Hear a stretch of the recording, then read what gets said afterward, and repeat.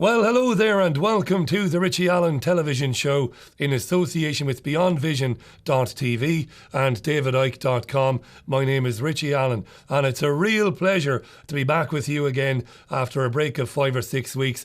We are back with Season 3, Episode 1 of the television show, and I'm really thrilled that we're doing Season 3, that I've been invited back to do it, and I'm not being disingenuous, I really am delighted. You know what the programme is all about? We break down the week's big news stories. We take a look at what the mainstream media isn't telling you about those stories. Today is Friday, April the 22nd, and I want to say a big, huge hello and welcome back to my mate Hayden Hewitt from liveleak.com and BVTV. How are you, my friend? I'm doing the best I can with a very naughty mouse. You're struggling. we must say two things. We record this as live, yes, because we don't have access to, well, we've got lovely equipment, but we don't have access to dozens of producers and editors. We just do it live, and you're having a mouse problem. We're having a meese problem. A meese problem. A meese problem. Several meese haven't worked. So any large banging noises off camera, it's me fixing. That's okay. It gives us problem. the live feel. I must confess, by the way, that despite all the preparation and all the anticipation about starting Season 3, Episode 1, I only went and wore the wrong T-shirt, didn't I? Can you see that there?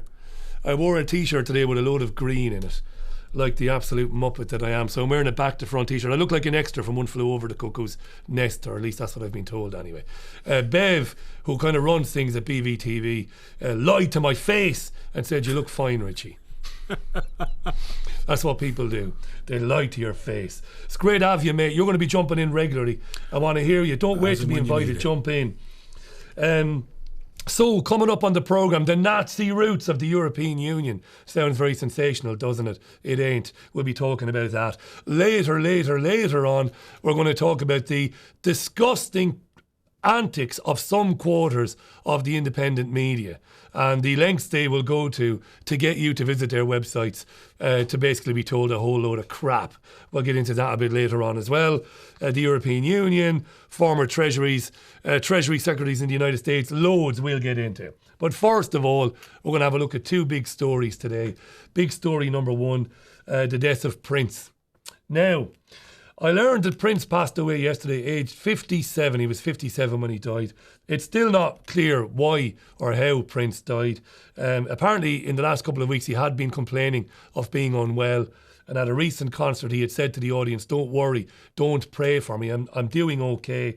But he seems to have been ill and passed away. I didn't really get into Prince when I was a teenager, which is when I kind of should have gotten into him. When I was doing late night radio at Waterford Local Radio in Ireland, doing the graveyard shifts between 2 a.m. and 7 a.m, which is an amazing undertaking for any young presenter, but I used to do it. The playlists, which we had to stick to, religiously, often had Prince's songs in there. And I got to love his music. I really came to love it and bought the back catalogue and all the albums. Shamefully never got to see him live. But he was an absolute genius. This was a genius. A man who could play nearly 30 instruments really well. Acclaimed as one of the great guitarists. I think Eric Clapton said, "Don't ask me about who the best guitar player in the world is. Ask Prince." Really, really, really interesting guy. And I was a bit sad to hear that yesterday. He was interested in the independent media. And he was interested in David Icke. I'll tell you more about that in a minute, and others. But a few years ago on a late night television show, he raised the spectre of geoengineering and chemtrails. He said something that really hit home about this phenomena of chemtrails. And, when I was a kid, I used to see these trails in the sky all the time. And so, oh, that's cool. A jet just went over. And then you started to see a whole bunch of them. And the next thing you know, everybody in your neighborhood was fighting and arguing and you didn't know why. Okay, and you really didn't know why. I mean, everybody was fighting. So he started riffing about the chemtrails. And he started to say things that hit home so hard. And I would recommend that everybody try to get what he said online or wherever and try to get a copy of it and just listen to it. So that was Prince there. What's fascinating about that is back in 2007, Prince did a series of concerts in London at the O2 Arena. And he invited David Icke, of course, big supporter of this programme and my radio show, to come and see him. And they had a fascinating conversation after the gig. And it turned out that Prince is very interested in a lot of the themes explored in David's books and in other books as well by other researchers. Interesting guy. As you'd expect with the independent media, with some of it being the way some of it is, some rather foolish things have been written about Prince and about why he might have died and stuff like that. The chap was ill.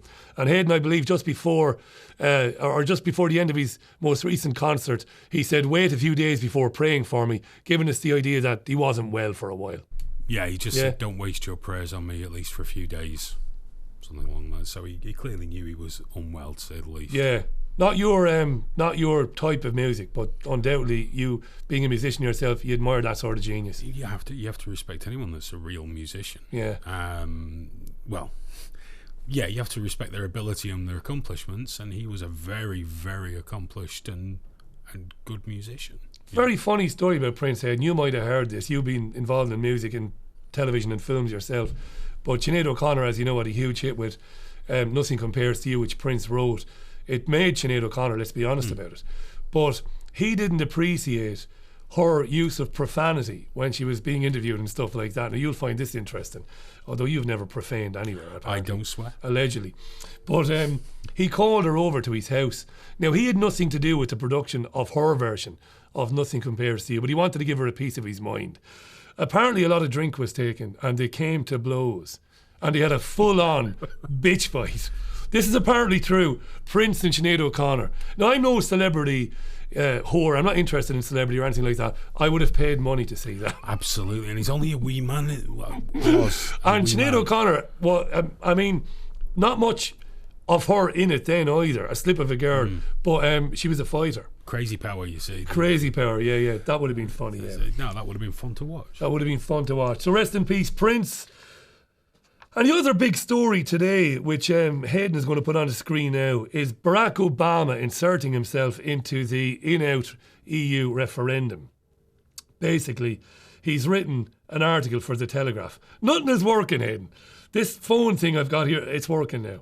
It's one of those days. It's post-holiday blues. First day back after holidays, or first day of term blues. So the story is Obama has urged Britain to stay in the EU, saying that the sacrifice of America's soldiers during the Second World War means that America has a stake in the referendum. He's written exclusively for The Telegraph. If you want to go on to telegraph.co.uk, you can read the entire story. He uses the article to warn that a vote to leave the EU even will leave Britain less able to tackle terrorism, the migration crisis and any economic shocks in the global economy. We'll return to that story shortly. Thanks, Hayden, for that. We'll start the show properly, though, and we've got to mention, well, at least I want to mention anyway, the sickening coverage by the British mainstream press of the Queen turning 90, because as Hayden Hewitt knows very well, the Queen turned 90 yesterday. Now, any number of these funny memes have turned up all over the internet. We've shamelessly stolen several, and we're claiming credit for them. I've described her in my radio shows over the years, even when I was doing straight radio, as the mother of all gangsters, the absolute moll of them all, the greatest of all freeloaders, 90 years on state benefits, hundreds of millions of pounds in the bank, travelled the world on our money, ate the finest foods, by the way, and owns some of the most amazing real estate on planet Earth. But she sacrificed every single day of her life, apparently, for us, Hayden. And Hayden is running some interesting pictures up here of this woman throughout the course of her life. There's an interesting one of her standing over a dead tiger. I'm not going to swear, Hayden. The whole point of this doing this season 3 is because a lot of children are seeing the programme. I'm not joking. I'm being told by a lot of parents that kids are seeing it, so don't swear. It's hard not to swear when you see that. Now, nobody's been more vocal about anti-hunting than you. These are disgusting people, aren't they? Disgusting, despicable people. They are vile, inbred parasites. I love it. And, I want to get a T-shirt made up saying just that. No, they are. That's all they are. We show Benefits Britain on TV to demonise people. To demonise people. Like £50-60 a week. Yeah. And we're ignoring them because they're better than us. Because they're better than us. We were going to show a clip of Charles reading some Shakespeare. We're not going to subject you to that today because you don't deserve it. There are times when you will deserve it, and then we will show clips like that. But not today. The media has told us that she's given us every day of her life. What mind control nonsense that is, really, isn't it? To convince people of that. I want you to never forget one thing. And at this point, I'm going to mention a friend of mine, Jean-Anne Crowley. Jean-Anne, hello. Jean-Anne is an actress, not an actor. And she was in some very, very good things over the years. Educating Rita, Tenko, Doctor Who. We could be here all day. Jean-Anne said, always be careful, Richie, when you're talking about this sort of stuff. Look, Queen Elizabeth and her husband, Prince Philip, took 10 native children from the Catholic-run Kamloops Residential School in British Columbia on a picnic on the 10th of October 1964. Some of those children never returned. Their parents and their siblings have been asking questions for years. Now, I'm not an idiot. We are real journalists here. There is no definitive evidence that links them to any harm that may have come to those children. But they were there, and those children were in their care. It not only happened there, but it happened in Australia as well. And I want you to recommend to you the books of Kevin Annett, a former priest who's based in Canada. You will see a lot of YouTube videos allegedly debunking Kevin. They don't debunk him at all. They have serious questions to ask about children going missing. And their son has serious questions to answer about what he knew about the exploits of the record-breaking paedophile Jimmy Savile. I'm not accusing him of anything. You know, if I was a record-breaking paedophile, as an acquaintance of mine, Hayden Hewitt would be questioned about what he knew about me. That's the way the law works. I'm right. It's the way the law works. And rightly it should. Yes. But to be fair, you wouldn't be suspected of anything, but you knew the guy, Hayden. You worked with him. Anything? Did he say anything? Did he do anything, you know? To be honest, you can't be... I don't believe for a second you can be close to someone as industriously perverted as Savile is said to have been and not know something was happening. I don't know how you could. The guy must have been at it morning, noon and night. Yeah, Jeffrey Epstein as well, the Royals' connection to him, it goes right to their doorstep. We're definitely going to be returning to that in future programmes. We'll leave the Queen and all that nonsense for now. Sickening to see young children, Hayden, yesterday being brought out with names like Serafina. I swear to Christ, that's as far as it'll go to swearing. They brought children out called Serafina to talk to them about what the Queen meant to them, and it was so obviously rehearsed and lines were so obviously learned. Serafina. Nobody calls her. Do you know, I used to be anti-capital punishment. I'm swinging around. I asked my son about the royal family. His response is, Hayden Jr. What did he say? He said, when I am king, when I am a big boy, grown-ups will not be able to tell us what to do anymore. Get in there. Good luck, son. Out of the mouths of babes, eh? So I'm going to talk about the European referendum now. You're going to hear a lot about this, of course, on this show. You're going to hear a lot about it on the Live League show. It'll be funnier on the Live League show than it is here, but you will hear some of it. You'll hear a lot about it, of course, on davidicke.com/headlines. So we have this BBC Treasury Secretary story. This is hilarious, this, you know. 8 former Treasury Secretaries have come out and said that Britain should stay in as it's risky to leave the European Union. They say it's a risky bet, basically. That's how they put it in a letter signed by all 8. And Hayden, Downing Street said they had nothing to do with the letter. The 8 Treasury Secretaries came up with it by themselves. One of them allegedly rang around. Let's write a letter. The lies they tell. First thing, completely irrelevant, I can't help it. Yeah. But in your mind, I want you to hum to yourself the theme tune from Reservoir Dogs. Oh yeah, the George Baker selection. Ding, Ding, ding, ding, ding, ding, ding. Yeah, yeah. Oh, Downing Street had nothing to do. Yeah, because these men are known for their independent thought. Oh, Jesus Christ. Yep. These guys, Michael Blumenthal, Robert Rubin, Lawrence Summers, Timothy Geithner, these are world-class criminals, folks. Henry Paulson, Jon Snow, Paul O'Neill. Regularly, over the years, these are the guys who manipulate the financial crises, at the behest of the Rockefellers, the Warburgs and the Rothschilds. And that isn't conspiracy theory. That's fact. I'm going to be getting into that with some of you, with you shortly when we talk about the Nazi roots of the EU. They were sitting around doing nothing, just chilling, and they thought, well, let's write a letter about the European Union. They are Rothschild, Rockefeller and Warburg puppets, of course. We do have a response from Boris Johnson. This is telling. This is Bojo. I'm very happy for anybody to say whatever they like about Brexit. I just think it paradoxical that the United States, which wouldn't dream of allowing the slightest infringement of its own sovereignty, should be lecturing other countries about the need to enmesh themselves ever deeper in a federal superstate. And so that's the paradox to which I'm drawing attention. Yeah, I did say Bojo for a reason. We'll talk about him and Gove and Fallon and the rest of them, and why, not Gove. There's such a bunch of cretins, I can't even remember. I know Grayling and Gove are for out. Fallon is for staying in, is he? I don't know. It's all a pack of lies. This we lose out on trade. I've debunked that on every radio show I've done for the last 2 weeks.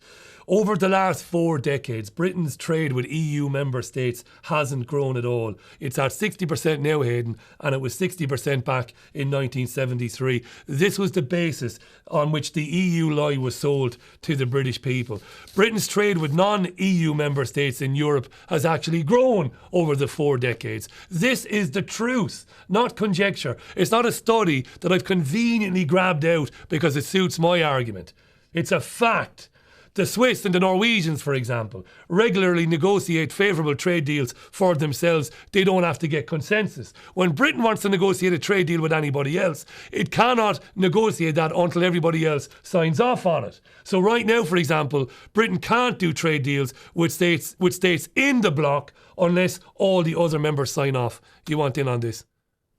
You look like you got a puss on you there.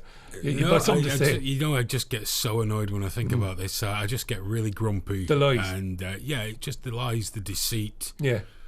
The whole thing that we know that one way or another they're going to do everything in their power to keep us in Europe.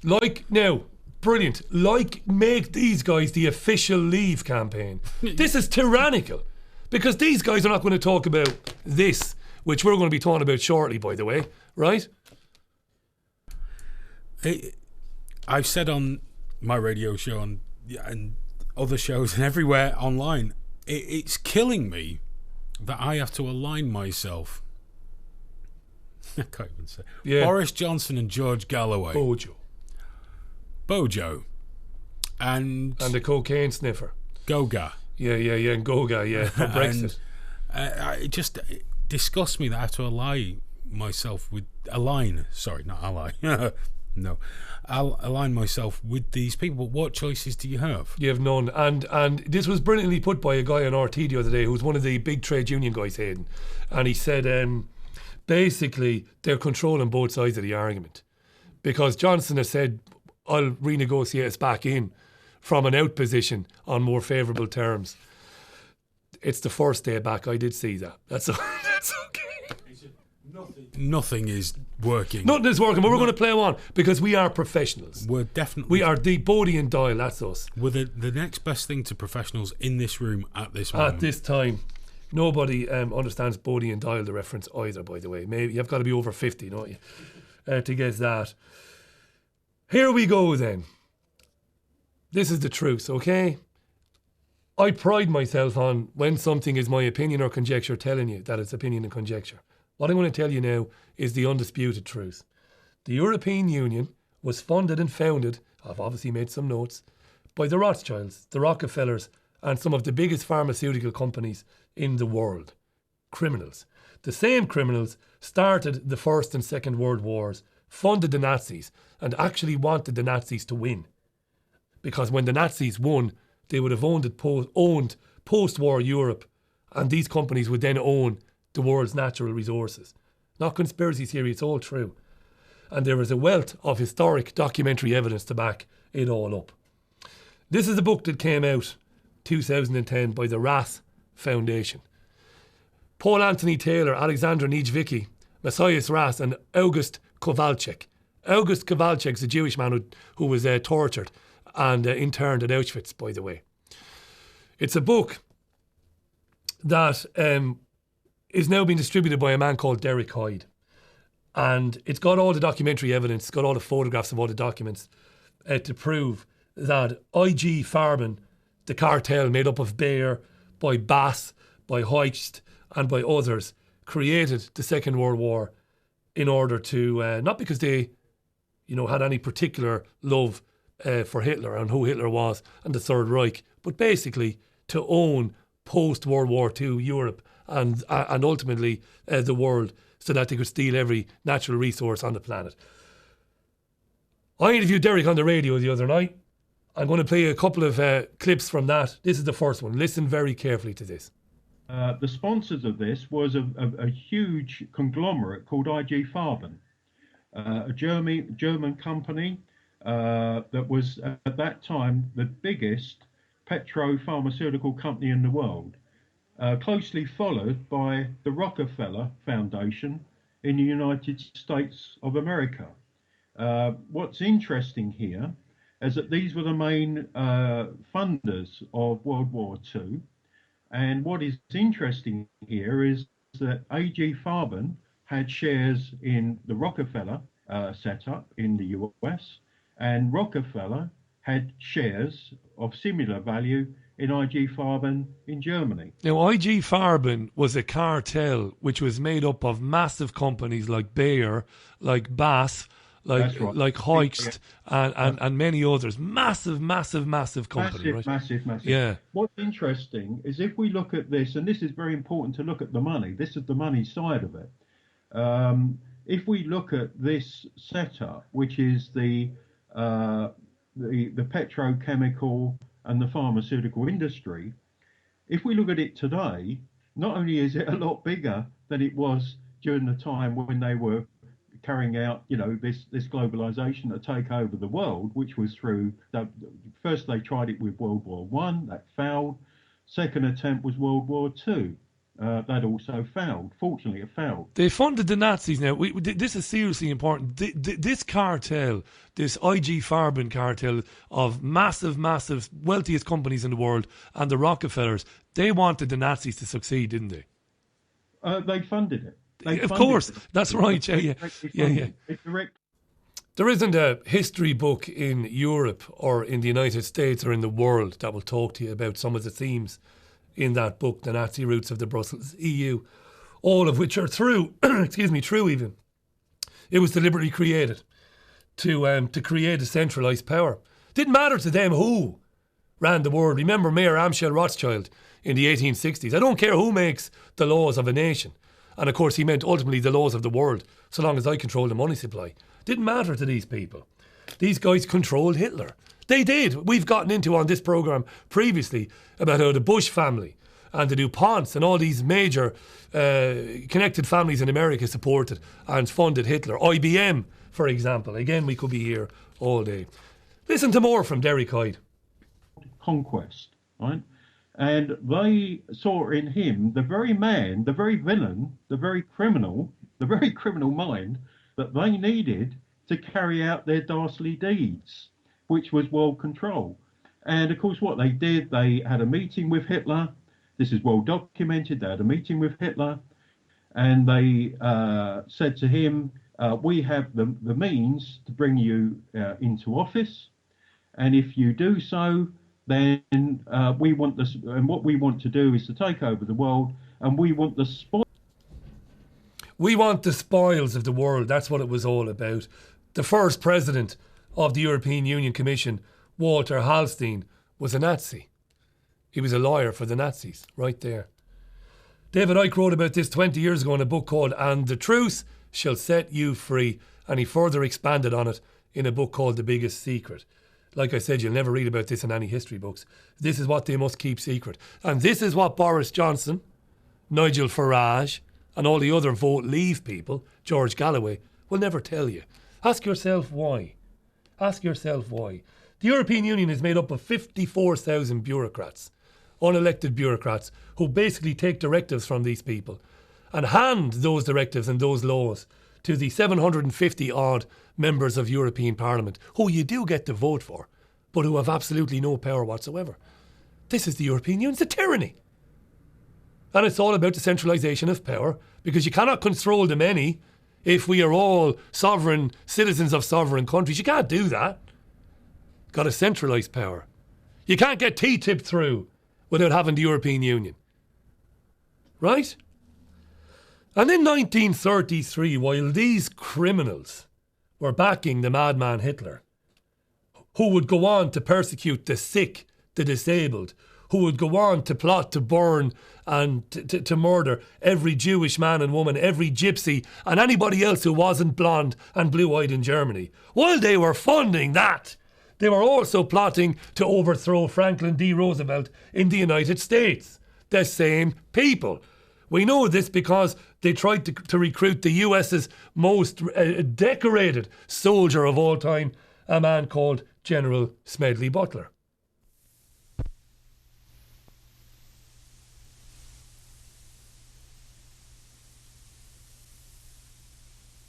I appeared before the Congressional Committee, the highest representation of the American people, under subpoena to tell what I knew of activities which I believe might lead to an attempt to set up a fascist dictatorship. The plan as outlined to me was to form an organization of veterans, to use as a bluff, or as a club at least, to intimidate the government and break down our democratic institutions. The upshot of the whole thing was that I was supposed to lead an organization of 500,000 men, which would be able to take over the functions of government. I talked with an investigator for this committee who came to me with a subpoena on Sunday, November 18th. He told me they had unearthed evidence linking my name with several such veteran organizations. As it then seemed to me to be getting serious, I felt it was my duty to tell all I knew of such activities to this committee. My main interest in all this is to preserve our democratic institutions. I want to retain the right to vote, the right to speak freely, and the right to write. If we maintain these basic principles, our democracy is safe. No dictatorship can exist with suffrage, freedom of speech and press. So while these people, as I said, were trying to bring tyranny to Europe and to bring a Nazi Europe, which is what they tried to do, they were also trying to overthrow Franklin D. Roosevelt in the United States, as we've seen there. So they failed to gain the order out of chaos that they wanted for their new world order through 2 global wars. So they turned to the centralisation of power by creating the United States of Europe.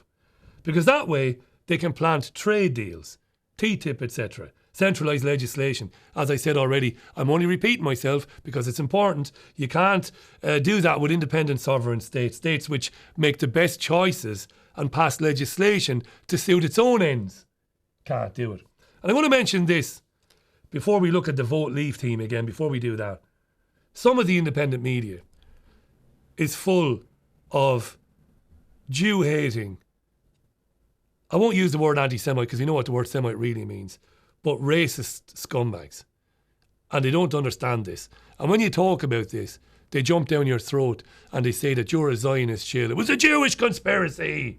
The Jews wanted to do it. It was a Zionist and it was a banking conspiracy. That's what it is. Okay? So whether Rothschild or Rockefeller or Warburg, doesn't matter. It wasn't a Jewish conspiracy. It was a globalist banking conspiracy. A Zionist conspiracy. As David has been writing about in his books for years and years and years. I have no time for the racist idiots who don't understand any of this. I really don't. And as for the bevy of beauties, Chris Grayling and Michael Gove and the Muppet Boris Johnson, and why they were deliberately chosen to lead the Vote Leave campaign, they have been because they'll never tell you what I've just told you.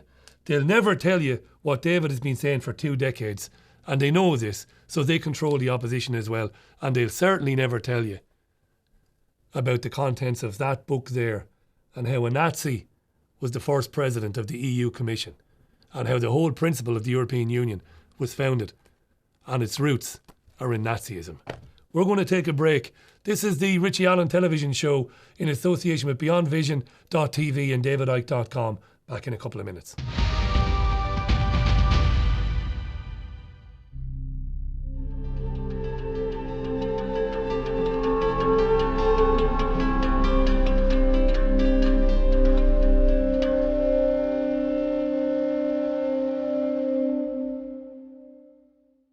Attention small business owner, when is a box more than just a box? No! No! Oh no, that's just weird. A box is more than just a box when it can give you a couple of extra hours in bed, or at the very least some time to do something more fun and or productive than bookkeeping. Just bang all your paperwork in a box and we'll take care of the rest. Accounts Direct. Accountants on your side. Welcome back to the Richie Allen Television Show in association with DavidIke.com and BeyondVision.tv. This is episode 1 of season 3. Delighted to be back, really am. A couple of quick shout outs now. First of all to liveleak.com. Fantastic website. It's one of the most important websites in the world. Free access there to information that you will not see on the mainstream media. Videos from war zones, from Syria, from Libya, from all over the world. Brilliant stuff. The Live Leak radio show, the Live Leak television show is every Thursday around about 9 p.m. British summertime. That's good, right? Time has changed. It's a terrific show. I recommend it highly. Check out DavidIke.com as well. David is beginning the worldwide Wake Up Tour. That's beginning in June in Shepherd's Bush. In fact, there's a warm-up event on the Isle of Wight before that. Those two particular events are sold out, but he's all over the world, America, Australia, Europe. Check out DavidIke.com for all the details. And again, huge thanks to David for his support of the independent media and of my programme as well. And please do check out my radio show. It's live every Monday to Thursday at 8 p.m. BST, and it's live on Sunday mornings as well at 11 a.m. BST. So it's live 5 days a week. All the details at richieallen.co.uk. Thanks for listening to the radio show. We enjoy it. We enjoy making it, and at the moment it's doing quite well. A lot of people are listening to it, which we're very proud of. So check out our broadcast partners. And BeyondVision.tv is an amazing charity. It's going to be doing amazing things. It really is. And I am looking forward to telling you more about that in the coming weeks. A couple of really good shows in the bag, in the can, that are being made regularly. That's our show there. We have our own page. We're delighted with that. BeyondVision.tv. These charming fans with the hilariously funny Colin Manford, who recently got engaged. You muppet. Congratulations, Colin. Congratulations, mate. He's a top comic based in Manchester, from a family of famous comics as well, it must be said. So let's move on. The families of those who died on 9/11 want to see the 28 pages of the 9/11 Commission report that were redacted and kept away from the public. They want those pages. They want to see them. But they also believe that those pages show that the Saudi Arabian government, or the Saudi Arabian regime, because they love that word in America, regime, for anybody else except their friends. But the families believe that the Saudi Arabian regime may have supported the hijackers. This is a good report from RT. On Wednesday, Barack Obama and the US Defense Secretary will be discussing anti-terrorism efforts with Saudi Arabia's top officials. But Obama's trip comes at a time when voices within the US are growing louder. They're demanding the release of a classified 9/11 report. Those pages reportedly reveal more on Saudi Arabia's involvement in the attacks, which were mostly carried out by Saudi nationals. One of the co-authors of the initial congressional report says the pages point to those who supported the attackers. I believe that support came from Saudi Arabia. Substantially. And when we say the Saudis, you mean the government? Rich people in the country, charities? All of the above. All of the above. Listen, when the towers came down, when everybody else was grounded, I was grounded. I was going to fly out there to do some reporting myself. The US government couldn't get the Bin Laden family out of there quick enough. You'd have thought that was pretty strange, considering, they were Saudi, they were connected to the Saudi royals, and obviously they were connected to Osama, who was living in a cave in Kabul at the time, apparently, on dialysis, while he was orchestrating the whole thing. So you'd have thought they would have wanted to speak to the Bin Ladens. They didn't. So should the victims' families be allowed to sue the Saudis if they were involved? Yeah? You'd have thought so, right? Obama says no. Have a look at this. Freeze.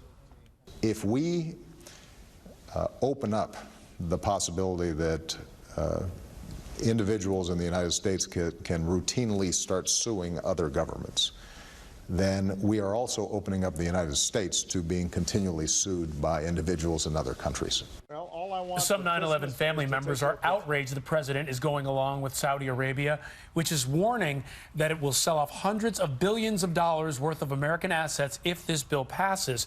Experts aren't sure that's a credible threat. We'd be wide open to being sued, says Barry Obama. So we can't allow US citizens sue the Saudis if they had anything to do with the attacks. Now, I believe a lot of people had a lot to do with the attacks. I still don't know how the buildings came down for a fact. I just know that the official story is a pack of lies, because those who wrote the 9/11 Commission report said afterwards that it was a pack of lies. I'm not making that up either. Thomas Keane. Read about Thomas Keane.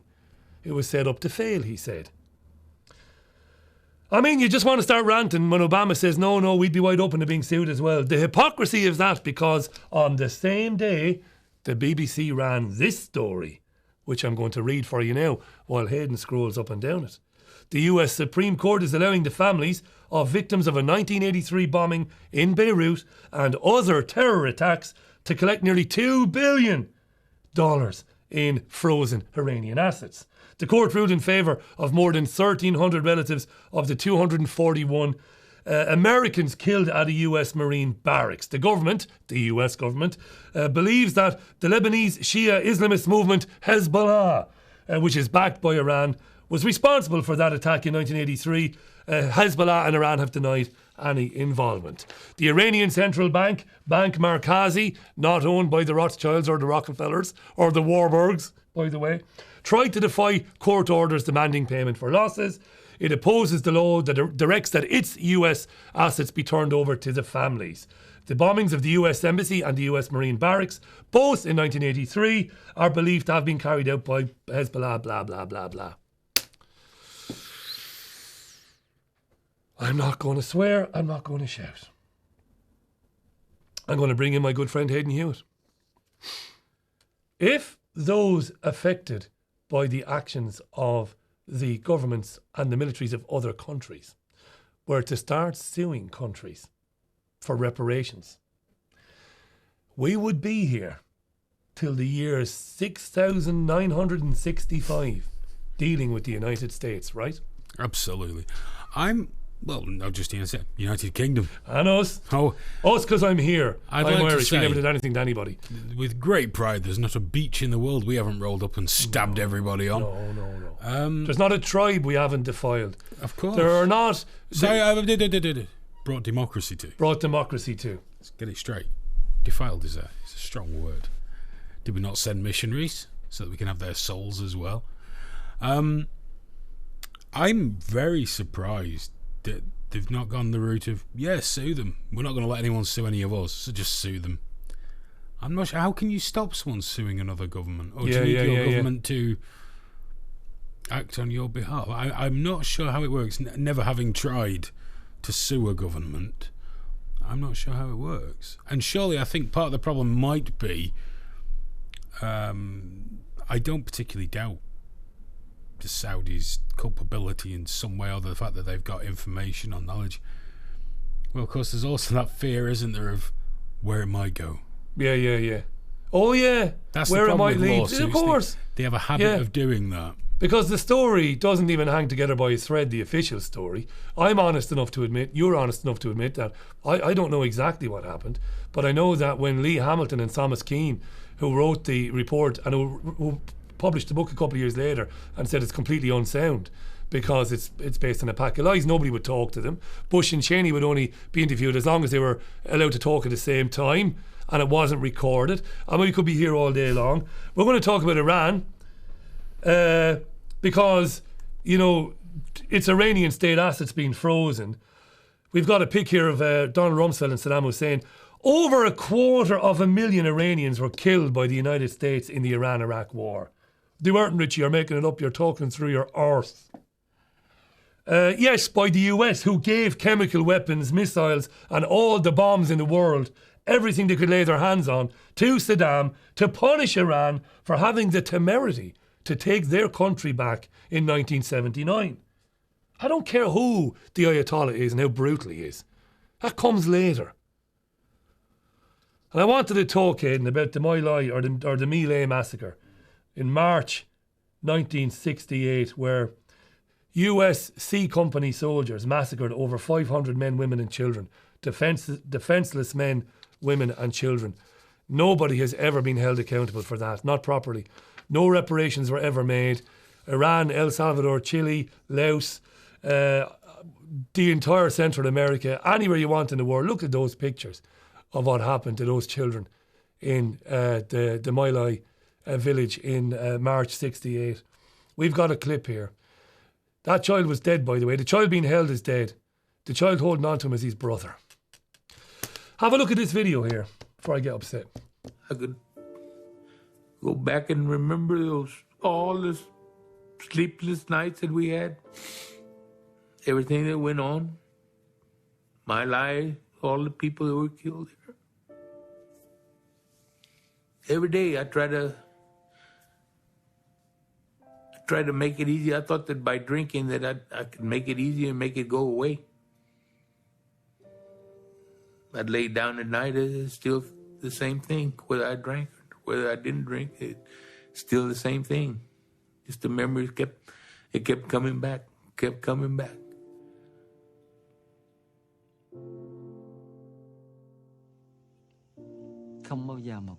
I will never forget. When I'm reminded, I suddenly remember the pain. A chapter in the book opens. There is no way I will ever forget.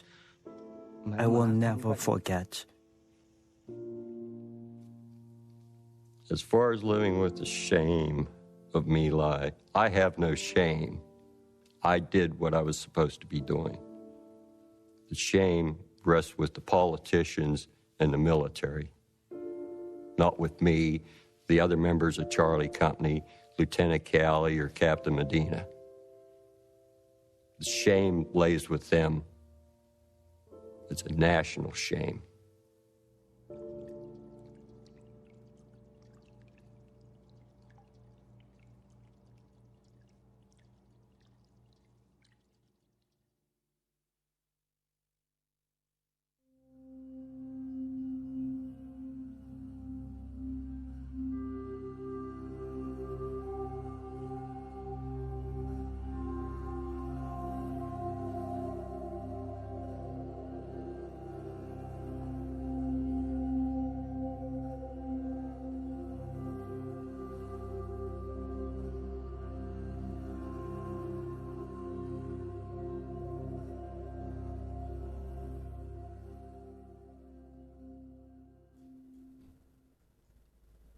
Sorry doesn't put food on the table, does it?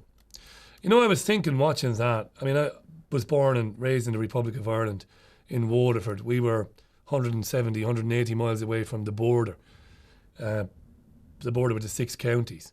We saw all this news all the time about terrorism, about the IRA, the UVF, the British Army, what they were doing in the north. It might as well have been a million miles away, because where we were based, there were Sinn Féin people, friends, family members who supported Sinn Féin, supported republicanism, and we might as well have been a million miles. I was just speaking to Hayden there.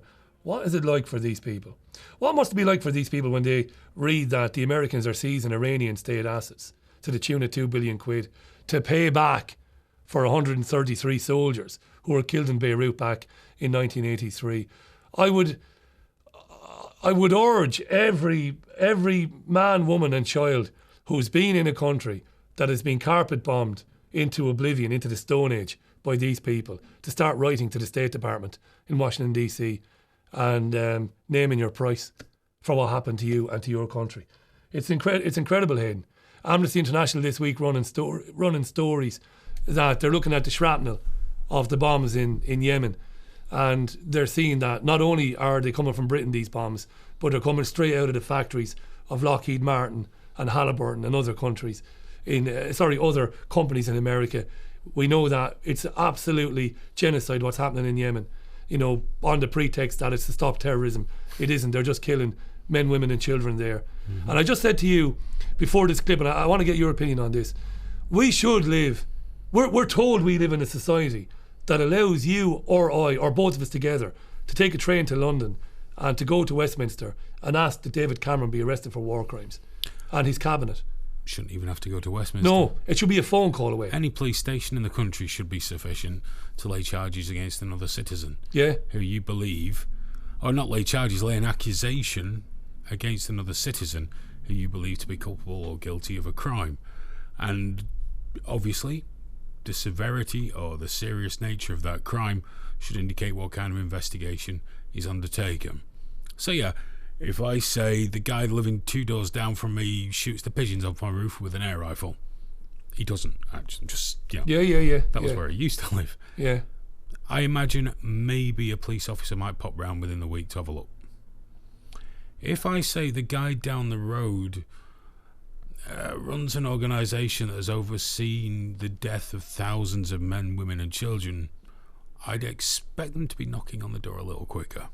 Because if I rang them and said, he's got about £100 worth of weed in that house. Oh, yeah. Oh, they'll be there in a heartbeat. The cavalry. But it's like that whole royal thing earlier. It's that all we're in it together, all that nonsense. That we're not them. No, mate, we're not. And I don't mean this is some kind of shapeshiftery kind of deal. We're just not them. We are a different caste. Yeah. Because that system's very much the same as India. It's just we don't talk about it. But we're just a different caste. We're the poor. We're in the not too distant future. I am going to get into. We will explore some of the bloodline stuff because I'm very interested in that. The interbreeding of these families. It's horrendous, mate. It's horrendous that they can get away with it. It's horrendous that the Stop War Coalition can prove that after all the human rights organisations in the world told the British government what was being done with the weapons that they were given to the Saudis, after that, we double the order. That's an accessory after the fact. It's an accessory before the fact. These people are sick and they're evil and they're beyond anything I've ever come across. I'll say this about David. David has always said, people don't believe that these people are capable of what it is that they really do because of two things. One, we're not capable of doing it ourselves. And because we couldn't do it, we can't imagine they could do it. But two, programming through what we see on TV, what we eat, what we drink, what we experience in school, programming has actually worked on limiting the sense of the possible and what we believe is possible. Now, that I leave people make their own mind up on that. We're going to finish today, though, with something that's kind of important. It's a bit, I don't know, I'm reluctant. I'm not the greatest guy in the world for criticising people, but I really want to get into this because I came across a meme on David's website. We have the meme here, Parasite Alert, fake alternative news websites that post headlines designed only to make you click and increase their ad revenue while offering nothing to support the headline. They are a disgrace to everything the genuine alternative media is trying to do. I echo that. I've said this a few times on the radio programme. I'm thinking of yournewswire.com, which is being run by a guy called Sean Adel, who was involved in the People's Voice in London. The People's Voice doesn't exist anymore. Sean Adel would have you believe that it does. It doesn't. It was wound up and it went out of existence because it ran out of money. But using a Facebook page that was built up by some really good people, some really good staff at the People's Voice, he's been directing people to this yournewswire.com site, which is, I'm not picking on Adel, this is just one of them. Before it's news.com, above topsecret.com, there are so many of them, and they are designed using catchy headlines to spread not only disinformation around the internet and utter nonsense, but to get you on there where you will be directed to any number of ads. They pocket a lot of money, these companies, people like these, and they are kind of disgraceful. I know you've got strong opinions on this, my friend. That's why I said I'd leave this to you. I also feel very hard done by at this point. I can remember one example. It was maybe... Sorry, I'll take these off. If I'm talking, I get the... You're getting the whole lot. You're getting the echo later on, yeah. It was about 2-3 months ago. There was a video of a nothing video, really. It was some kind of South American fish that gets stuck in people's skin. It swims along and bang, it gets jammed. So the guy who uploaded it, because remember they make their own titles on LiveLeak, we don't do that for them, but fish gets stuck in someone's skin. You know, mega painful. I'm not sure, some flowery description. And I happened to see it was linked to on Facebook, so I had a look, because I don't usually go on the Live Leak Facebook group as a rule. And we were getting some stick. It's only hooked onto this. It's on her pants. It's on the clickbait. They were going crazy. Right, yeah. Right, fair enough. I don't like clickbait. I understand why it's there, but all these other sites seem to get a free. Just get a free pass. And I have to say, the alternative news media is not the worst place. The worst is actually sport. There's one particular football site. It's an ad farm. You know exactly the one I mean. Yeah. It's an ad farm. It's amazing. You click on it. They may have the story there. They may not. You will never live long enough to find it. No. Not before being bombarded by all these ads. But clickbait is... I don't see the harm in sensationalist headlines for a story, providing it is that story. Yeah, which is what David is saying. Because that's part of that's the way the media works. You've got to catch people's attention. Yeah, that's the whole reason headlines are in big letters. It's distressing that people fall for it. Hillary Clinton to be arrested, Hillary Clinton to be indicted for this, all this crap. And what was it, Alex Jones? I pulled one out of there. Obama's proclamation about something completely unlinked. Anything, death sentence for 200 million people. Yeah. Not economic problems. Yeah. We're going to have to talk about this. No, the death of 200 million people. And people react.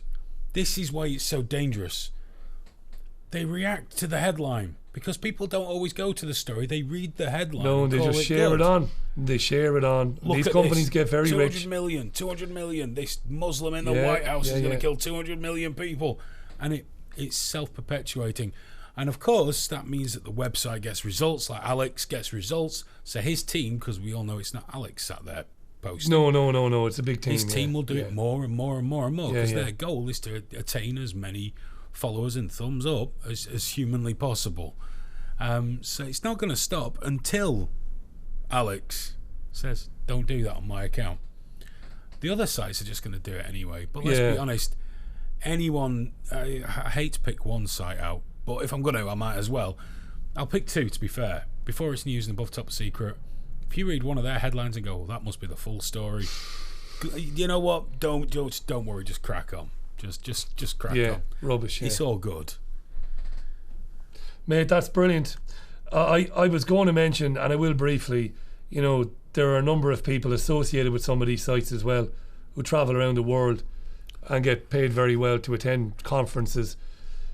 I'm not going to name some of these conferences, the ones I'm talking about. And I'm not naming them, not because I'm not, because I'm a coward and I don't want to name them. I'm just fair, me. They're not here to defend themselves. But there are a lot of people in the independent media setting themselves up as independent media celebrities. There can be no progress through the paradigm that we live in. There can be no way out without their involvement. And I find that very distressing as well. It's almost like Comic-Con. They go to these places, turn up, and they prey on very vulnerable people. They don't offer them solutions. They offer them pictures, autographs, come and meet me. I'm the guy who, if there's going to be any solution to the Palestine-Israel thing, well, it's me. I've got to be involved in that. Or if there's going to be a GMO thing, it's got to be me. And these people are dreadful as well. And I just wish people would be a bit more discerning. We leave it at that, will we? Yeah, because I'm just going to start naming them. I know, you start naming names. It's a good place to leave it. It's a good place to leave it. Cheers for your input, mate, as always, and for your production work. That was Season 3, Episode 1 of the Richie Allen TV Show in association with BeyondVision.tv. Check it out, davidicke.com/headlines. And I really enjoyed it. Thanks very much for your company. We will do it all again next week. It'll be the 29th of April 2016 next week. Until then, look after yourself. Bye for now.